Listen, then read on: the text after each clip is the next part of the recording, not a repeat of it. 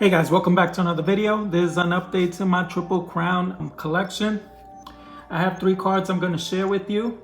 It's been a little while. I told you this thing's going to slow up now because a lot of these cards are getting challenging with the way prices have been rising, but I didn't expect this to be a quick thing. So I'm going to start things off with the first Triple Crown Winner edition, which I'm going to share with you. This card I actually had in my PC, but it's, my way of saving some money. If I already have the card, I'm not going to go out there and spend some more money. Here's Lefty Gomez with his 1941 play ball card. Lefty Gomez pitched for the Yankees, and he was one of the best pitchers all time, probably top 5 Yankee pitcher all time. But throughout the 30s, he was like a great pitcher in the major leagues. He actually came up in 1930, and I had a record of 2-5 with a 5.55 ERA. The Yankees loved his velocity, but they felt like he was too skinny. He measured at 6 feet 2 inches with 155 pounds. He basically, I guess to compare him to somebody nowadays, I guess Trent McKenzie, just a string bean that in order to have him gain weight, they extracted most of his teeth, which was a common practice back then. Goes to show you how science came a long way. That coupled with putting him on a daily diet regimen of drinking 3 quarts of milk and also giving him an unlimited meal allowance, all alluded to him gaining a little bit more weight and I guess using a little bit more power behind his pitches. And he does started to pitch a lot better, but I'd like to say it's coupled with the fact that he just matured as a pitcher and learned how to pitch. The following year, 1931, he had the second best ERA in the AL.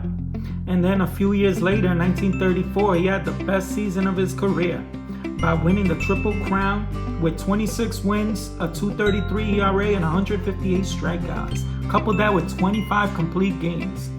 Picture that. A pitcher having 25 complete games nowadays with the way that analytics has just rated the whole state of baseball. In 1937, just to show that that was not a fluke year, he won a second Triple Crown. He had 21 wins with another 2.33 ERA, and he had more strikeouts that year, 194 strikeouts. And he also was one of the best starters in the World Series. From 36 to 37, he won all his starts. And he helped the Yankees dominate throughout the 30s. He won 5 World Series rings, and when the dust cleared, he earned a plaque in the Hall of Fame in 1972. His nickname, he went by El Gufo or Goofy Gomez. Why? Because he has such an upbeat and great personality, always joking around. He was known as one of the most funniest guys in baseball, always having a quick one-liner in his interviews, but he sucked hitting. When the pitchers used to hit back then, he was like one of the worst batsmen. He once said later on in his career that the first time he broke his bat happened to be when he was backing out of the driveway. That's the way it was, always lighthearted and finding humor even in himself. So that's Lefty Gomez.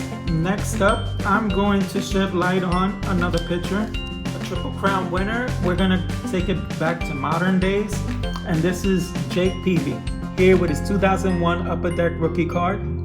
I love this card, the way it looks like he's bringing a storm.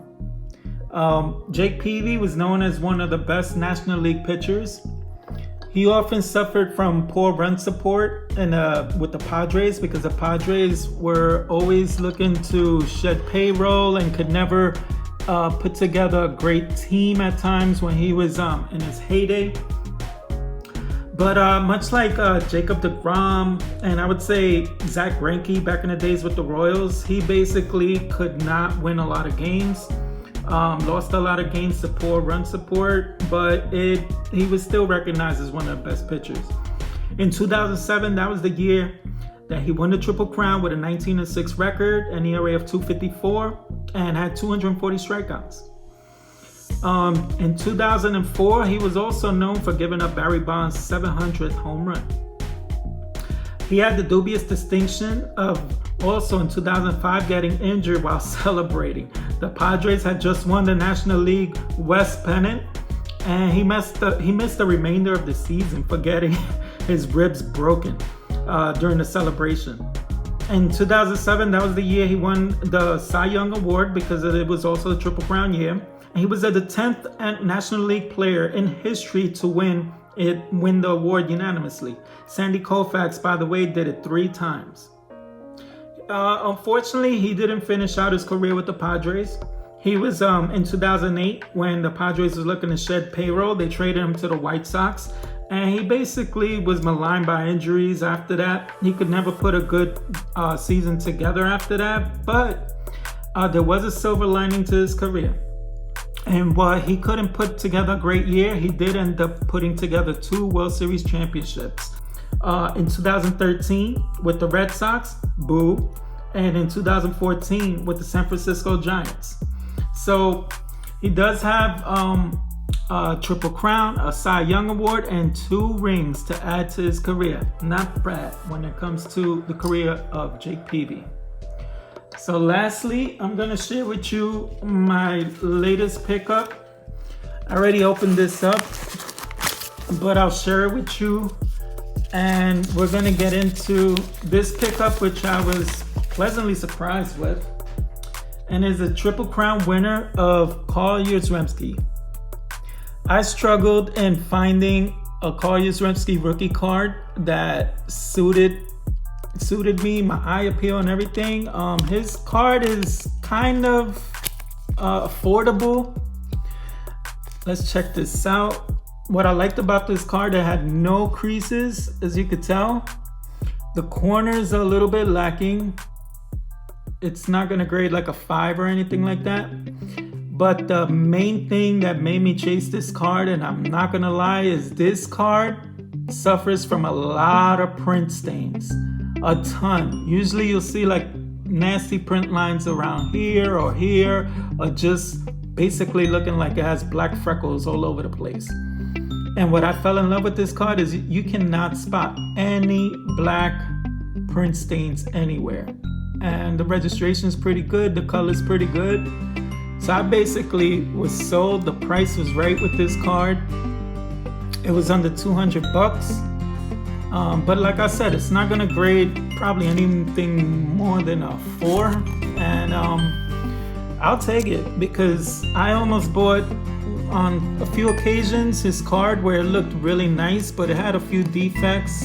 Excuse me, let me put this in there. Can't put it looking at the camera.